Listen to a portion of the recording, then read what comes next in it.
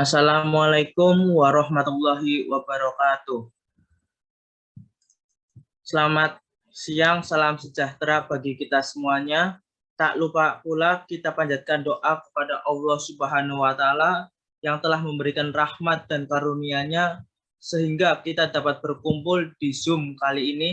Yang saya hormati Ibu Resi Pratiwi MPD dan teman-teman yang saya sayangi. Perkenalkan, kami dari kelompok 2 dan perkenalkan saya Albin Alfian Daud dan nama anggota saya yang pertama ada Anissa Prita Adista, yang kedua ada Mbak Hani Syadah, dan yang ketiga ada Dava Azhar Azhari, yang keempat ada Wafid Alifa. Pada kesempatan kali ini kami akan mempresentasikan mengenai review percobaan kedua, yaitu pembuatan kalium nitrat. Table of content. Yang pertama adalah hasil pengamatan, yaitu membahas tentang hasil praktikum kita. Dan yang kedua ada analisis data, kita akan menghitung yang kita lakukan pada waktu itu. Yang ketiga ada pembahasan mengenai praktikum yang sudah kita lakukan. Yang keempat adalah kesimpulan tentang praktikum. What potassium nitrat? Apa itu nitrat?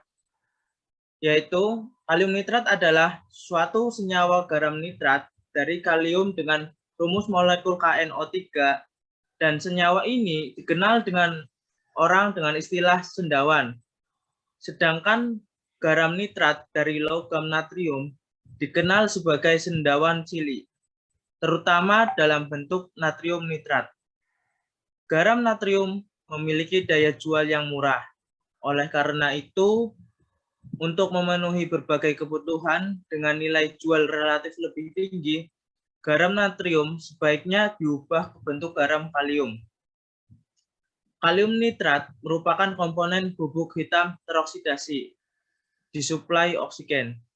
Sebelum fiksasi industri nitrogen skala besar atau proses Haber, sumber utama kalium nitrat adalah deposit yang mengkristalisasikan dari dinding goa atau mengalirkan bahan organik yang membusuk. Tumpukan kotoran juga sumber umum yang utama.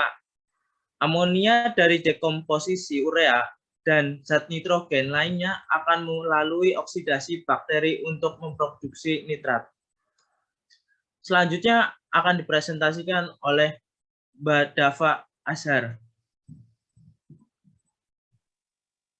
Ya, untuk selanjutnya yaitu hasil pengamatan pada percobaan kali ini.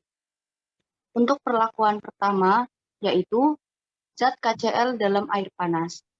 KCl berbentuk serbuk putih halus seperti jarum, lambat larut ketika dilarutkan dalam air panas. Yang kedua, NaNO3 dalam air panas. Data pengamatannya yaitu NaNO3 berbentuk kristal putih halus, larut sempurna ketika dilarutkan dalam air panas. Kemudian, ketika KCl dan NaNO3 dicampurkan, larutan berwarna putih keruh saat dipanaskan, dan volumenya sebesar 25 mili.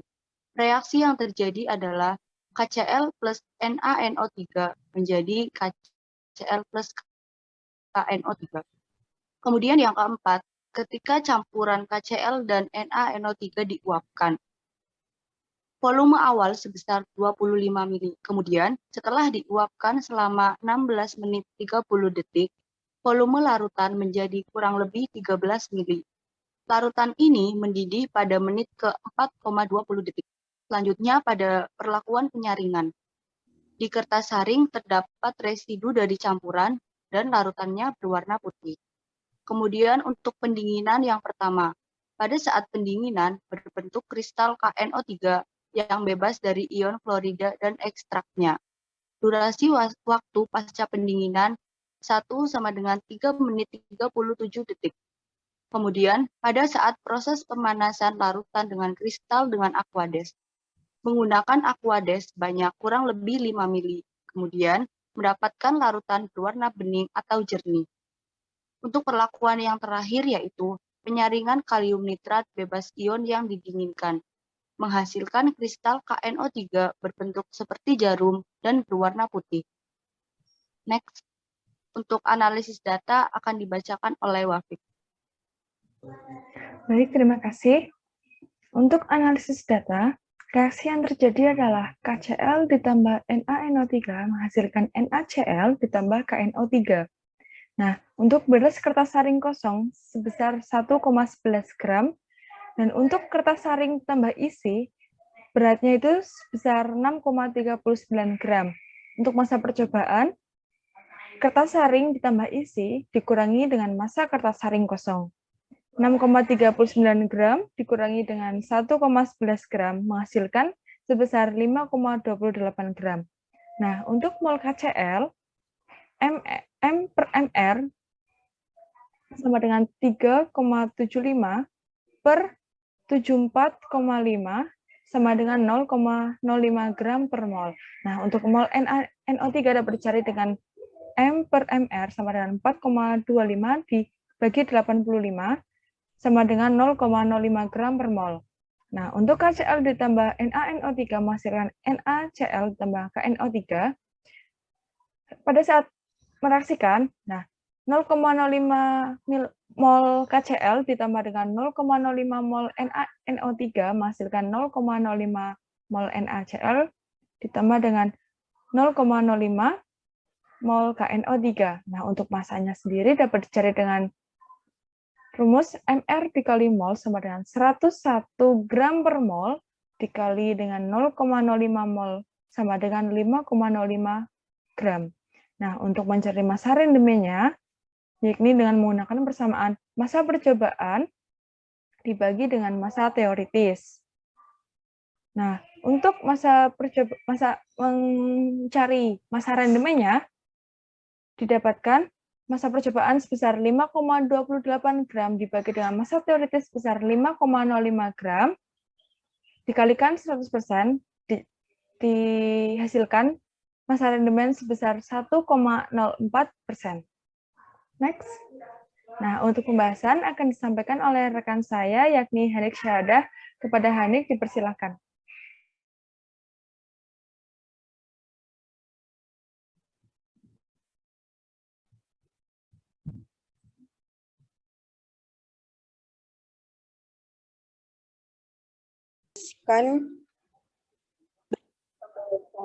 Yaitu di sini ditunjukkan gambar-gambar hasil praktikum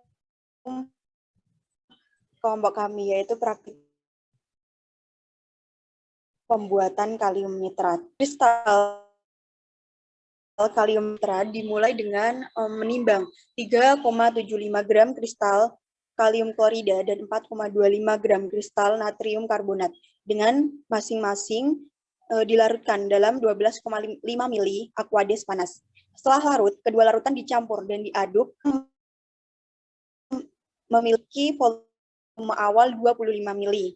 Kemudian diuapkan sampai volume menjadi kurang lebih 13 mili.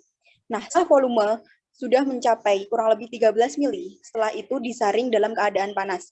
Kemudian filtratnya didinginkan sampai terbentuk kristal. Nah, tahap ini disebut tahap kristalisasi. Kristal yang terbentuk disahkan dari larutannya dan kemudian ditetesi dengan aqua dan dipanaskan lagi. Setelah itu dilakukan pendinginan kembali. Nah, setelah itu kristal yang terbentuk ditimbang. Hal ini dilakukan untuk menentukan kemurnian kristal.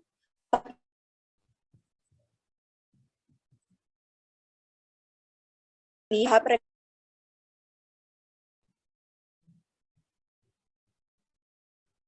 rekristalisasi. Nah, rekristalisasi adalah murni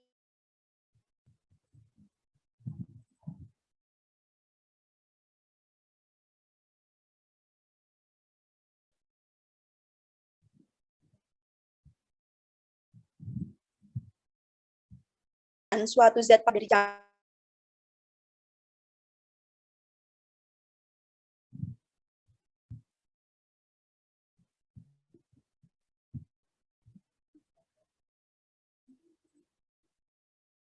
zat akan menghasilkan kristal yang identik dan teratur bentuknya, sesuai dengan sifat kristal senyawanya.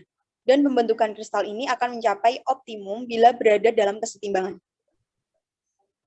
Nah, suatu zat gas atau cair dapat mendingin atau memadat serta membentuk kristal karena mengalami proses kristalisasi.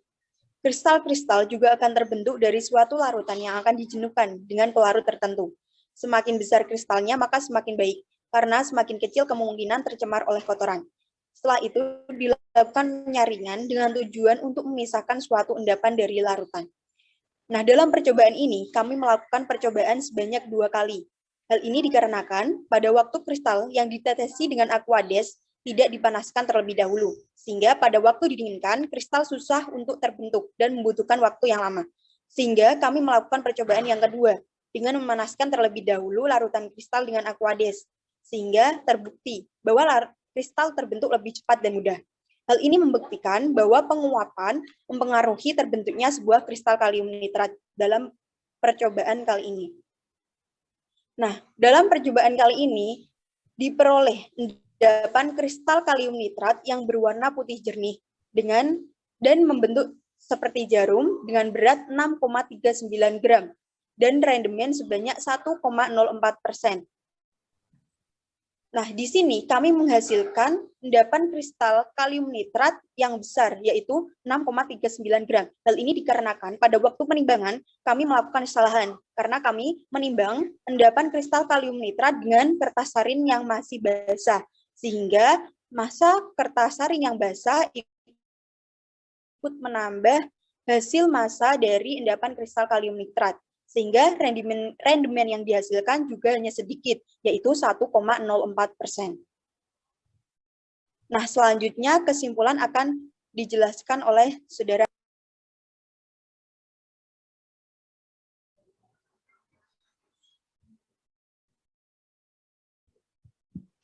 Terima kasih, Hanik. Yang selanjutnya adalah kesimpulan. Berdasarkan hasil percobaan, dapat disimpulkan bahwa yang pertama, pembuatan kalium nitrat dapat dilakukan dengan cara rekristalisasi, yaitu mencucinya dengan air, lalu mengeringkannya kembali dengan pendinginan.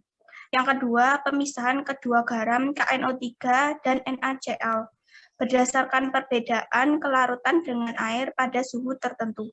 Kelarutan KNO3 akan menurun dengan menurunnya suhu, sedangkan kelarutan NaCl relatif konstan terhadap perubahan suhu.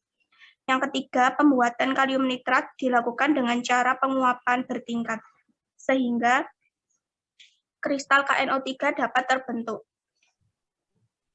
Walaupun hasil rendemen pada percobaan yang kami lakukan tidak tepat seperti yang dijelaskan di pembahasan tadi, tetapi tetap didapatkan hasil rendemen yaitu sebanyak 1,04%. Terima kasih atas pembahasannya. Demikianlah beberapa hal yang bisa kami sampaikan. Kurang lebihnya mohon maaf. Wassalamualaikum warahmatullahi wabarakatuh.